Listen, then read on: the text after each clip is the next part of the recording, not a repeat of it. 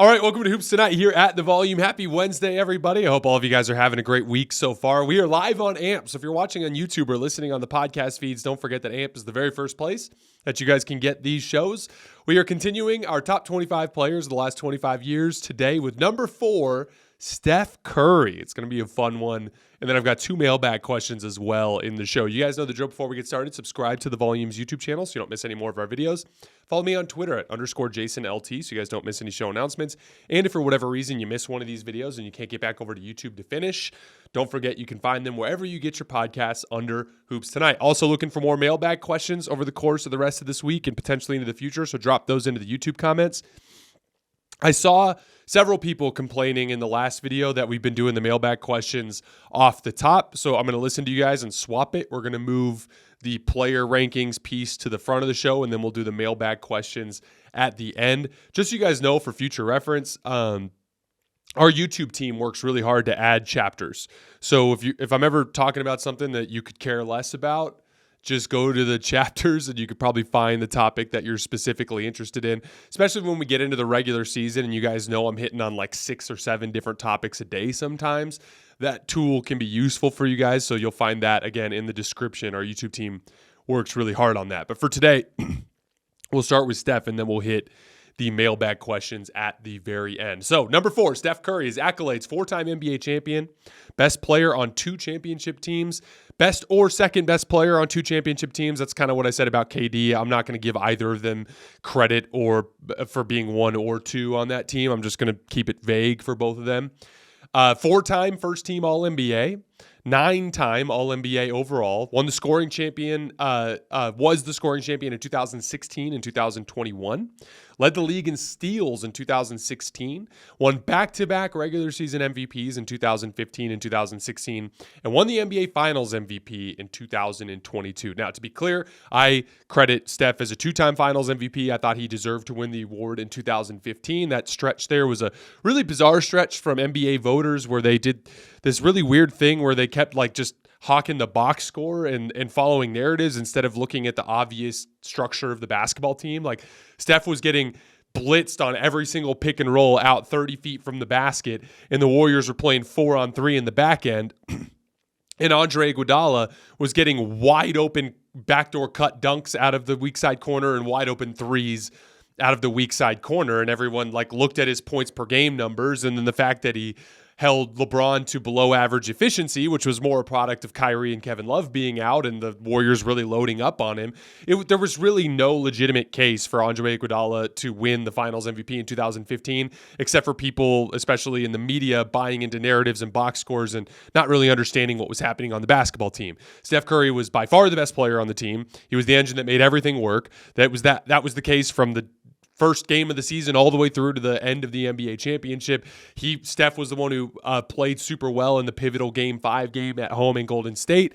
Like, he deserved to win Finals MVP. That's just the way I see it. I think that anybody who points to, one Finals MVP as a downside for Steph is being dishonest in that particular case. I think that he was clearly the best player on 2 championship teams and deserves credit as such.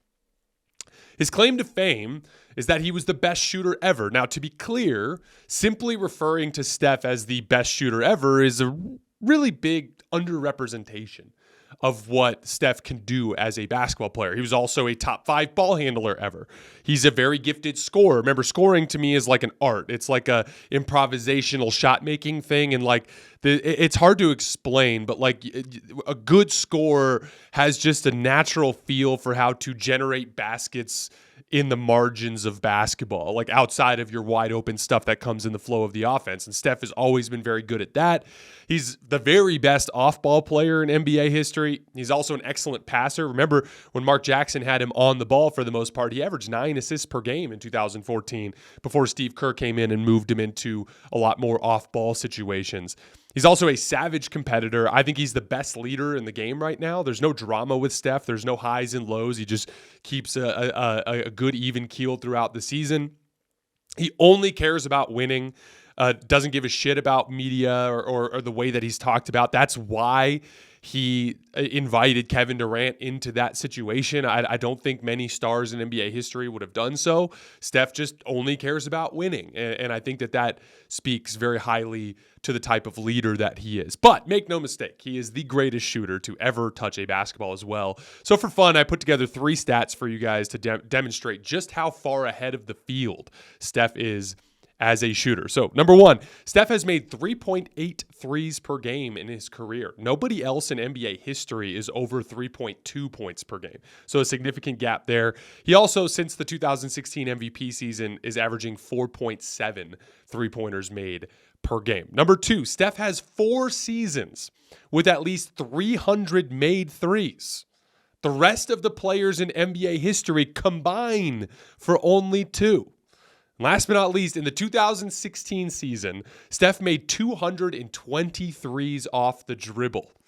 Nobody else in the league made more than 126, 94 more off the dribble threes than anybody else in the league.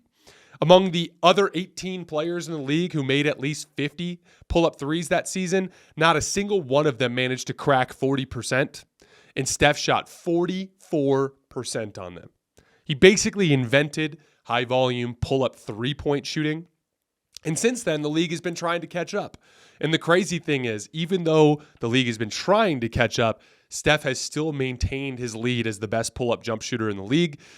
This season, there were 47 players who attempted at least 300 pull-up jump shots, and Steph was the only player in that list to crack 60% in effective field goal percentage. He shot 46% on pull-up twos and made 149 pull-up threes at 43%, which came out to a 61% effective field goal percentage. Only guy in the league with over 300 makes to be over, or over 300 attempts to be over 60% effective field goal percentage. The very best shooter in NBA history, and it is not close. Now, Steph's crowning achievement, in my opinion, was winning the 2022 NBA championship and finals MVP. Now, a lot of you guys might think unanimous MVP in 2016, right? But I want to tell a story because I think Steph's career path is one of the more interesting career paths from any star in NBA history. And there was a narrative that formed from 2015 to right before he won the championship in 2022 that I don't think was particularly fair, not really close to fair, but it was kind of the prevailing opinion around the NBA fan bases outside of Golden State. Obviously, Golden State fans, you got to remember, like within that like specific kind of bubble, everyone thinks Steph's the best. Most of them think Steph's above LeBron all time. A lot of them think Steph has been the best player in the league for the better part of a decade. So obviously, you got to kind of set the Warriors fans aside for a second and look at the rest of the league and the rest of fans. The vast majority of basketball fans kind of bought into this narrative for a while. And I think that Steph resoundingly got rid of and proved that narrative false in the 2022 NBA Finals. And so I want to kind of paint a picture of Steph's career and kind of explain just what was at stake when we got to that NBA Finals series against Boston. So, again, we got to look at the beginning. Steph does not get recruited by high major college programs, goes to Davidson and kicks everyone's ass in college anyway. He slips to 7th in the draft and goes behind guards like Tyreek Evans and Ricky Rubio and Johnny Flynn. A lot of concerns about his size and athleticism, right, from scouts. His early career shows some promise, but then he runs into some ankle injuries. He ends up sitting out most of the 2012 season to get his ankles right. And as a result, ends up signing a discounted contract. If I remember correctly, it was 4 years, $44 million. That ended up being one of the primary factors in them being able to sign Kevin Durant as we look into the future. So he comes back in 2013 and immediately pops, averages 23, 4, and 7. The Warriors go 47 and 35. They win a first-round series against Denver, and then Steph has this crazy game 1 against the Spurs. It's kind of like his coming out party in the playoffs. Drops 44 in a double overtime loss. They end up taking the Spurs to 6 games, but the Spurs do eventually get him under control. But Steph kind of pops onto the scene as a legitimate playoff performer, right? Then we go into 2014. You're going to see a rapid ascent here from Steph. Makes the All-NBA team for the first time, finishes second team All-NBA, finishes 6th in MVP voting. The Warriors go 51 and 31, and they lose a 7-gamer heartbreak to the Clippers. As a matter of fact, the Warriors were actually up by 1 with just over 2 minutes left in Game 7, but Blake Griffin takes over down the stretch. The Clippers would run this like high ISO for Blake Griffin right at the top of the key. And he did it twice against Draymond in the final minutes and got 2 big buckets. And then DeAndre Jordan had a massive block on Steph Curry at the rim. So the Clippers end up pulling out a game 7, and the Warriors go home in the first round. But then in 2015, in the summer coming into that season, so summer of 2014, they get rid of Mark Jackson. They bring in Steve Kerr. Steve Kerr fundamentally changes the way the Warriors play offense. He has this obsession with the total number of passes that the team has, and he wants to lead the league in total number of passes made. They immediately do. Their offense skyrockets. They finish 67-15, 7 games ahead of the rest of the field in the NBA standings that year. Steph finishes the season averaging 24 points, 4 rebounds, and 8 assists, makes first-team All-NBA for the first time, wins his first MVP award, and the Warriors win the NBA championship. And like I said, he didn't get the Finals MVP, but Steph absolutely should have gotten the MVP in 2015. It was one of the biggest travesty award decisions in NBA history, in my opinion. So, 2016, again, I'm not putting this as Steph's crowning achievement. What I am putting this at is what I think is the coolest moment of Steph's career. So, you got to look at the context here. He's already the NBA's defending MVP. He's already the defending champion and should be defending Finals MVP. But Steph is such a psychopath that he decides he's not good enough. Steph, since then, has said that he was obsessed in the summer of 2015 with leg strength, something that I talk about all the time with young basketball players, and I've talked about a lot on this show. Leg strength is one of the most underrated elements of skill development that doesn't get talked about or emphasized enough with young players. And the reason why is a lot of people think of it as just this thing that's loosely associated with dunking.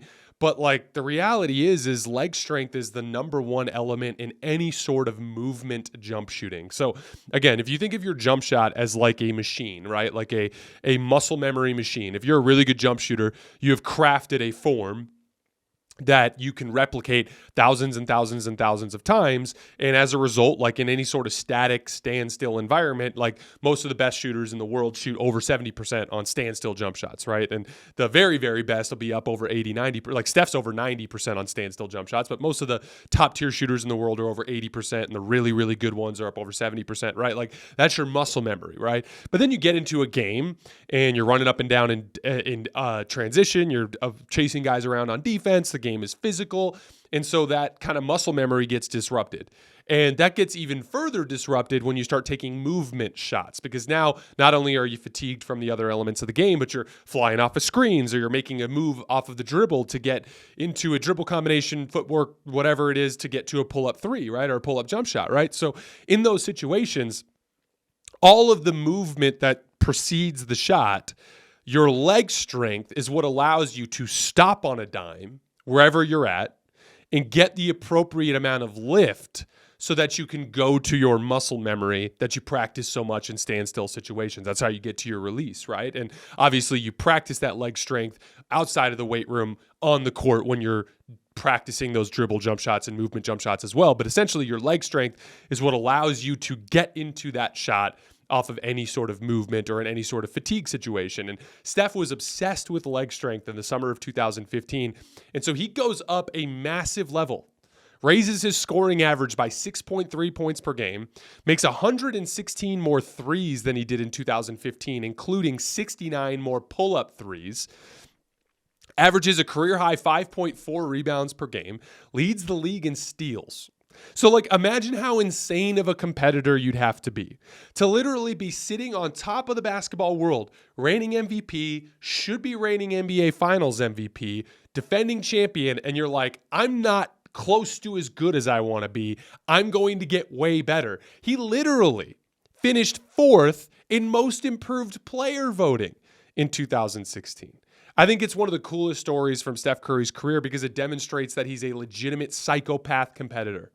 What ended up happening as a result? The Warriors win 73 games, which was an NBA record. They make it to the NBA Finals, but then they run into the second best basketball player ever to touch the earth at the absolute peak of his powers in LeBron James and a red-hot Kyrie Irving, and they end up losing a heartbreaker in 7 games. And so from there, that's where the narrative starts to form. This is the narrative that I'm referring to that culminates in the 2022 Finals. So in 2015, Kyrie Irving and Kevin Love are hurt, right?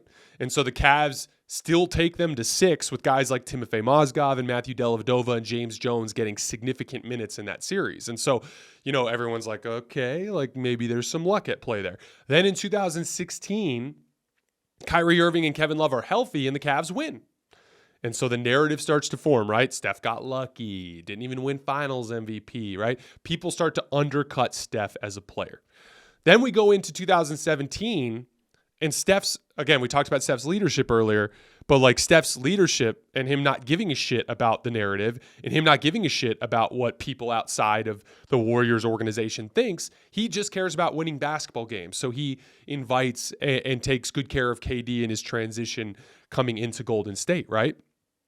And again, you have to understand, Steph's a smart guy. Like, KD, I don't think knew any better. Like, I said this in the KD video. I think KD looked at the situation and was like, I just want to play the best basketball of my career. All I care about is basketball, so I'm going to go play with the Warriors, and they're going to help me become a better basketball player. I think KD was kind of oblivious to the potential downsides of that narrative, right? I think Steph knew and just didn't care. I think Steph knew that if he brought in KD, that it would do some damage to his reputation around the league. And I just literally think he doesn't give a shit. I think all he cares about is winning. And again, that's why I say he's the best leader in the NBA. So naturally, the KD Steph Warriors whoop everyone's ass. They win 67 games. They win 15 consecutive playoff games. They win the title. They win again in 2018. Now, to be clear, like I said, Steph doesn't care. He's a 3-time champion. The Warriors are now the most valuable franchise in the NBA. So Steph's doing great in this particular situation, but the narrative is growing, right? Because KD wins both finals MVPs in those 2 years, remember? KD and LeBron are filming commercials together. Remember that Uber commercial with, I think it was the two of them in Carry Champion, if I remember correctly. But they're riding around in an Uber, like openly calling themselves the 2 best players in the world. And now, to be clear, I thought that at this point, it was a tier of 3 players. I thought it was LeBron, Steph, and KD all on the top tier of the league, with LeBron having a slight edge over the other 2 guys. But LeBron and KD were painting this narrative like it was them 2 and then everybody else. And I, to be like I said, not only do I think Steph was on the same tier as those guys, but I think Steph has clearly demonstrated that he's a better player than Kevin Durant in his career, right? So again, he's got 4 championships and 2 of them outside of the KD years, right? So Steph has won that battle. But again, I'm just talking about the narrative. And the narrative that's building at this point in time, circa the summer of 2018, is that it's LeBron and KD and then everyone else. And Steph needed KD to come in and save him, right? Like, that's the narrative, right? Then it gets worse because from 2019 to 2021, KD gets hurt in the 2019 playoffs and they lose in the finals, which only furthers that narrative. Bob Myers makes a couple of tough decisions, bringing in guys like Kent Bazemore and Kelly Oubre, who weren't great fits in the Warriors system. And Klay Thompson obviously is out for 2 years with the Achilles injury and the ACL injury. Steph ends up missing the playoffs twice in a row. And at the same time, LeBron wins his 4th championship and 4th finals MVP with the Lakers in 2020. And KD has this kind of heroic playoff run in 2021 where he nearly beats the Bucks by himself with injured Kyrie Irving out of the lineup and James Harden playing on a bad hamstring, right? So like, now the narrative is just officially out of control, right? Steph isn't even on the same level as these guys in a lot of these conversations. Everyone's saying he got lucky in 2015 and KD came in and carried him in 2017 and 2018. Now he can't even make the playoffs. To make things worse, LeBron hits a game winner over him in the play-in tournament, right? So it's just completely out of control at this point. So it gets so out of control that NBA players are starting to take shots at the Warriors. You guys might remember in 2021, at the beginning of the season, we get an actual quote from Damian Lillard after the 5th game of the regular season. Damian Lillard says, quote, "He's seeing that it's tough to get those quality looks now. It's different than what it looked like in the last 4 to 5 years." Actual quote from Damian Lillard. Actual peer in the league dancing on Steph's grave, for lack of a better term, finding a respectful, passive-aggressive way, right, to kind of dance on Steph's grave. This is what was funny about it. That was the 5th game of the season, and I think the Warriors were 2-3 in the first 5 games. Steph was shooting 42% from the field and 32% from 3 through the first 5 games. But here's the problem. The Blazers have to play the Warriors 2 nights later, and Steph drops a career-high 62 points on Damian Lillard in a win. Like I said, an absolute savage competitor. In that season, in the 2021 season where they missed the playoffs, He won the scoring title. He averaged 32 points per game on 66% true shooting, which is absolutely bonkers. Makes first team All-NBA, finishes third in MVP voting. The Warriors actually went 37-26 when Steph played, which is an excellent record. But like I said, the roster was weird. They had some poorly fitting role players, and Steph gets that bizarre tailbone injury where he falls. I think it was like he fell down and landed on a step in the stadium, if I remember correctly. Golden State goes 2-7 in the games where Steph doesn't play that year, so they end up in the play-in tournament. That's when LeBron hits that game-winning three. Then they drop that game to Memphis, and suddenly Steph's like kind of ridiculously good season just gets swept under the rug, and that narrative, like I'm talking about, is kind of stronger than it's ever been. Coming into 2022.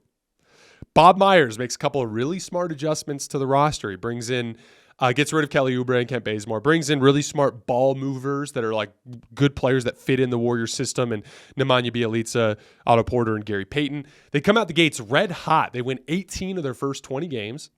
Steph looks like he's in peak form. In the first 20 games, he averages 29, 6, and 7 and shoots 42% from three on 13 three-point attempts per game. But then Steph, if you guys remember, Steph gets close to the all-time three-point record. And it kind of just triggers this like weird phase of Warriors games where they're a little distracted, and Steph's shot selection isn't as good as it usually is because he's jacking up threes, trying to break the record. And he ends up shooting just 36% from three for the rest of the season. Then the Warriors start dropping games. They had a 2-8 stretch with Steph in the lineup. Steph ends up spraining a ligament in his foot and missing the end of the regular season. The Warriors finish in their last 28 games 12-16. The reason why I tell all of this story is just to build up what was at stake going into that 2022 playoff run. You can imagine had they not won, just the way that Steph's career would be talked about, right? Everything was teetering on the brink right around the time of that foot injury, right? Because Steph had just finished his first full regular season of his career where he shot below 40% from three. He averaged just 25.5 points per game, which was his lowest mark in 5 years. Steph is 33 years old at this point. Those of you guys who listen to the show, you'll remember I was saying at the time, like, it's one of two things.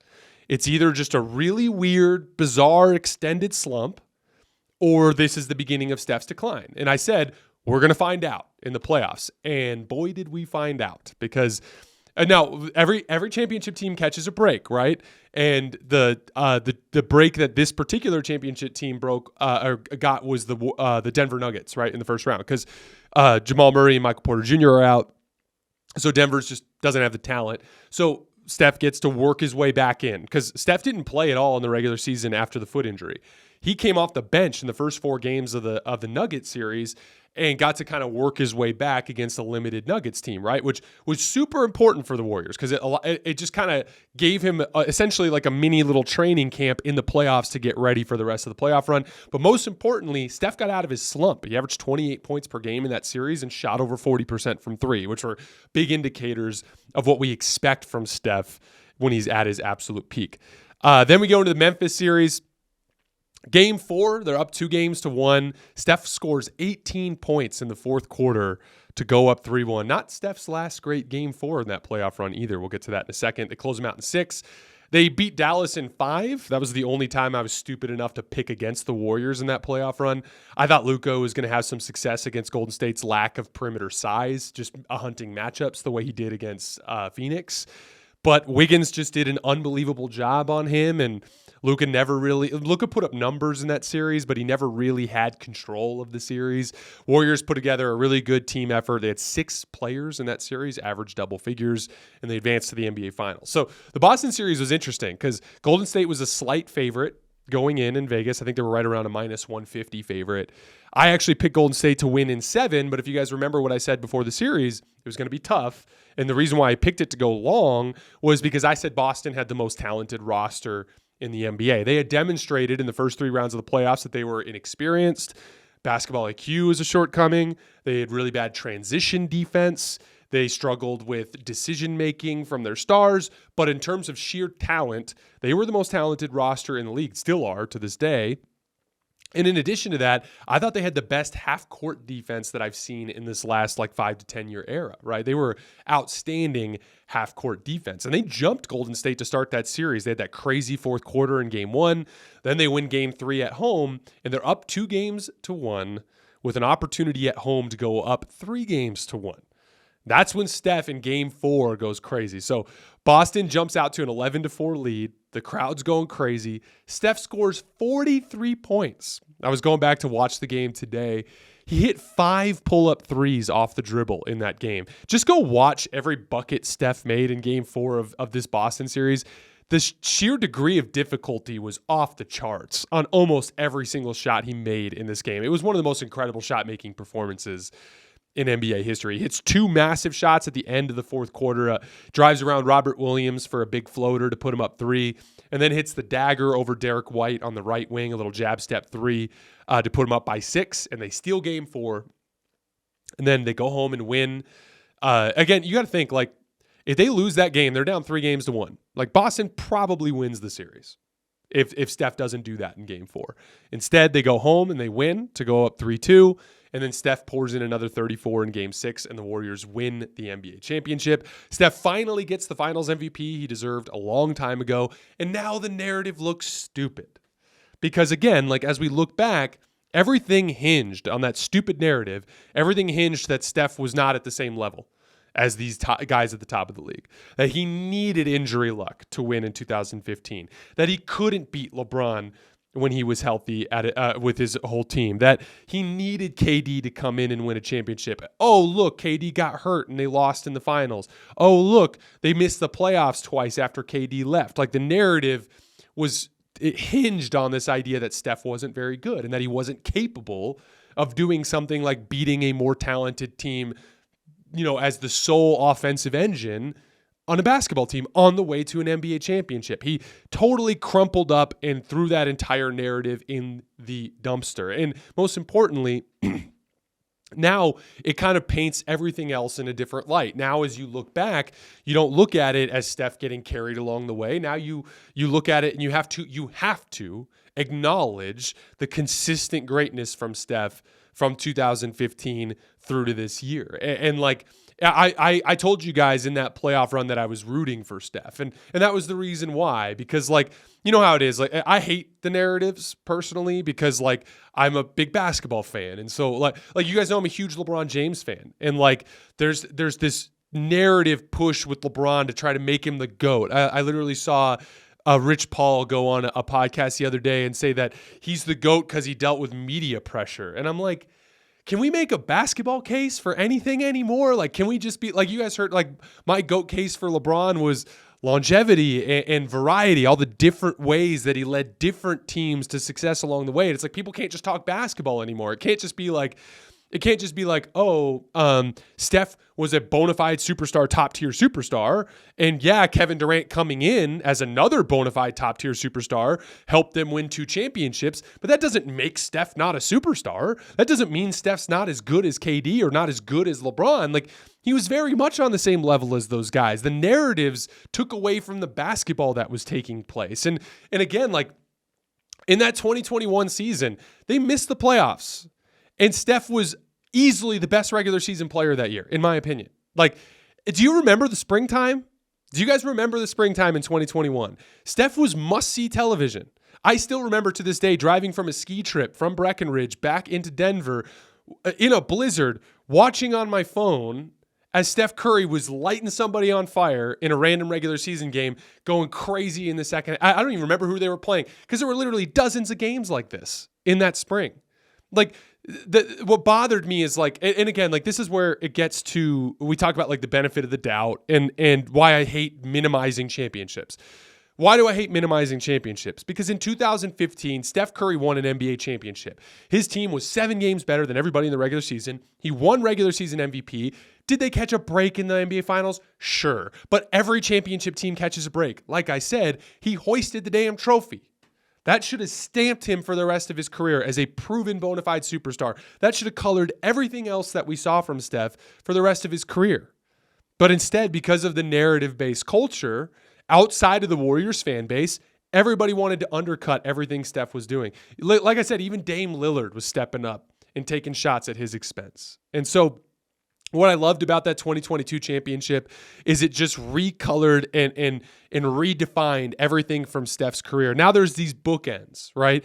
Now it's like instead of 2015 being the beginning of a phase of luck, now it's 2015 is the beginning of Steph's incredible superstar career.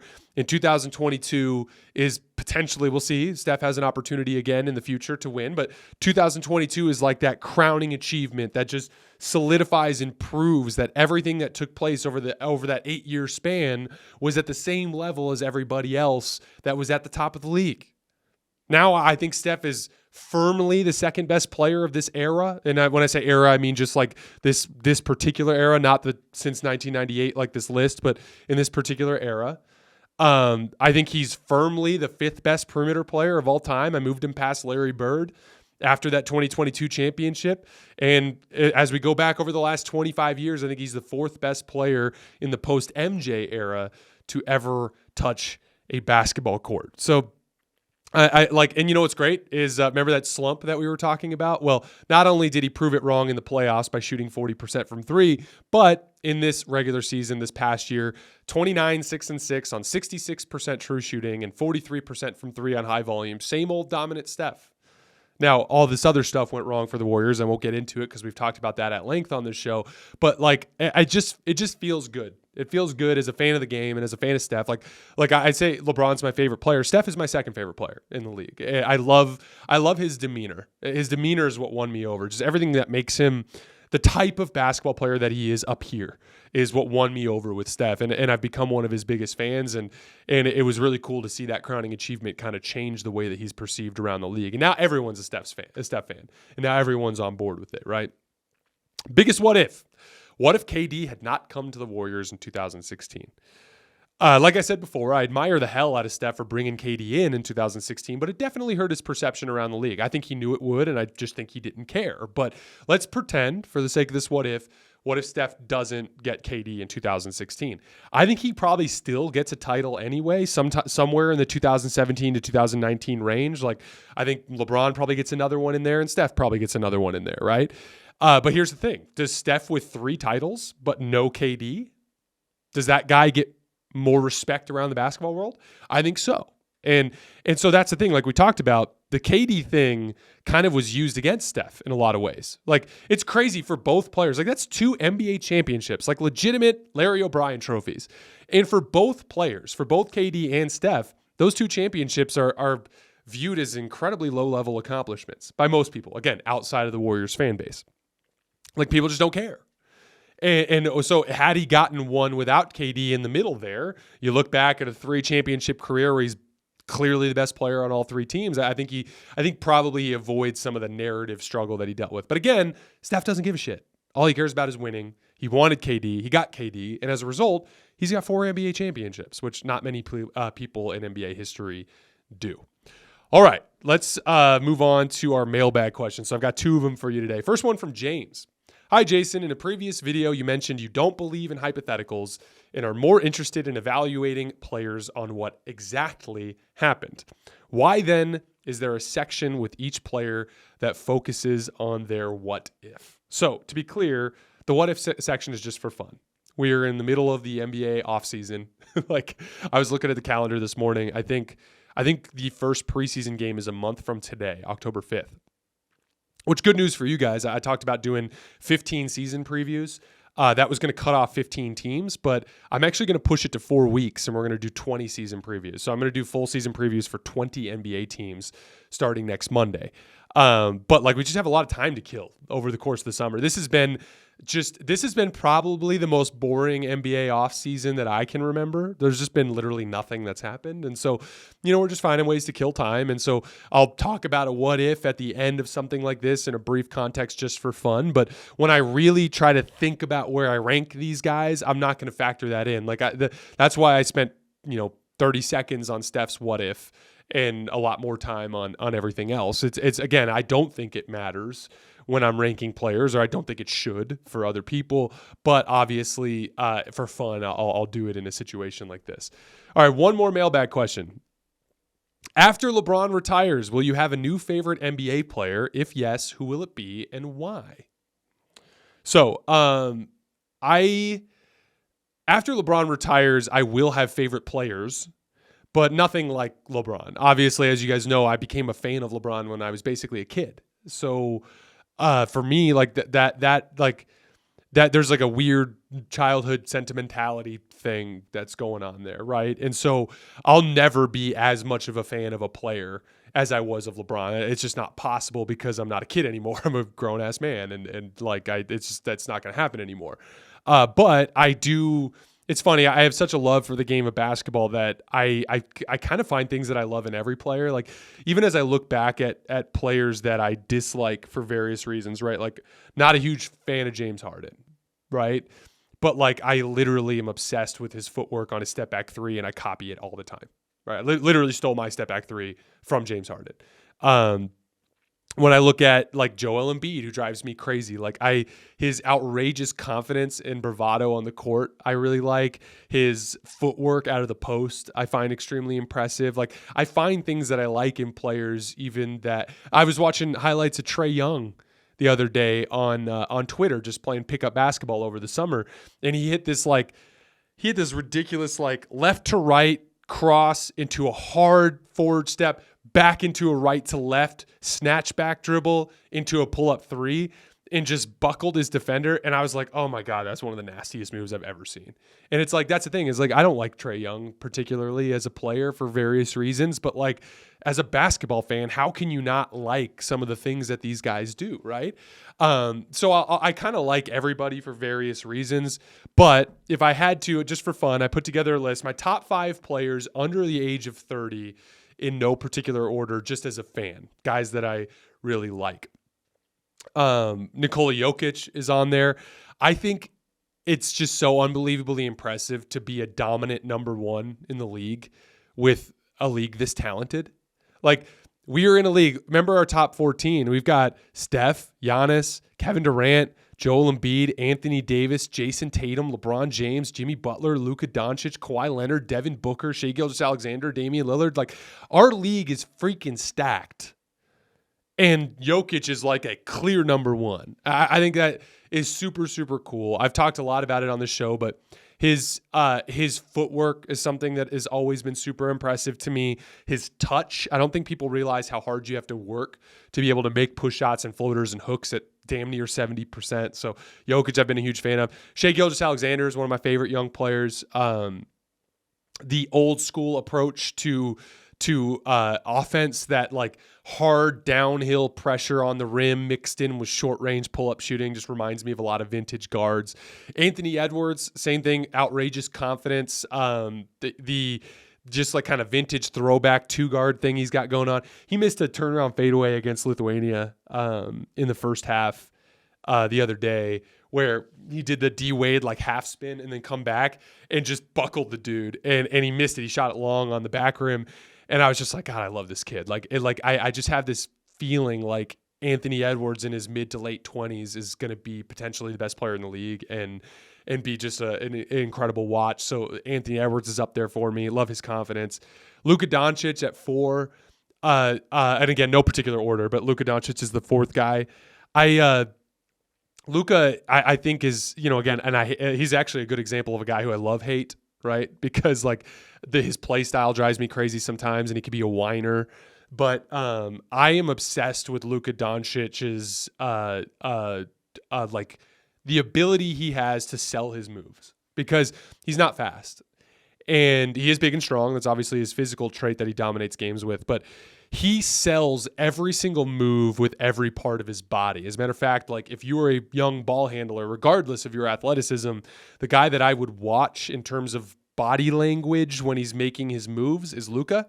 Because again, it goes to show you don't have to be whipping the ball all over the place to get by people off the dribble. All you have to do is get a defender to guess wrong. And the best way to get a defender to guess wrong is to sell a particular move and then transition into another one, right? And like you'll see Luka setting up for a left to right crossover, and he'll have his shoulders open to the left. and his whole body is positioned towards the left, and then he'll like cut across, and like you'll see defenders take a slide step that way. So many guys will just bring the ball out to the left while they're squared up with the defender, and they'll whip it across to the right, but the body doesn't move at all, and so the defender stays squared up. And so Luka, I think, is a really fun basketball player to watch from the standpoint of skill development and kind of learning how to beat people off the dribble without an incredible quickness advantage. I've always been a fan of Luka. And then lastly, Devin Booker. He's just very similar body type to me, that like 6'5", 6'6", two guard. And he takes a lot of similar shots that I like to take. And so as a basketball fan, I've always really appreciated Devin Booker because I just want to be more like him when I play on the court. And so Devin Booker, like those are my 5 guys under the age of 30 that I'm just a fan of. So that's not a ranking of any sort. It's just basketball players that I really like and basketball players that I'll be rooting for into the future. And then honestly, like there's a lot of really young players that I love. I love Jaden Ivey. I love Paolo Banchero. I'm big Chet Holmgren fan. I'm hearing really good things about Chet Holmgren and his work ethic and his competitiveness. So I'm excited to root for him. I mean, there's so much to get excited about in the young players. Jabari Smith Jr. is another one I really like. So again, after LeBron retires, I'm kind of looking forward to that phase of my career, breaking down the game of basketball, because like I'll ditch the childhood sentimentality and just be a fan of the game, for the rest of my life. And I'm looking forward to that. All right, guys, that is all I have for today. As always, I sincerely appreciate you guys supporting me in the show. Be back tomorrow with number 3. We have 3 more shows this week on Thursday, Friday, Saturday, and then we'll head into our season previews starting on Monday. All right, guys, I'll see you tomorrow.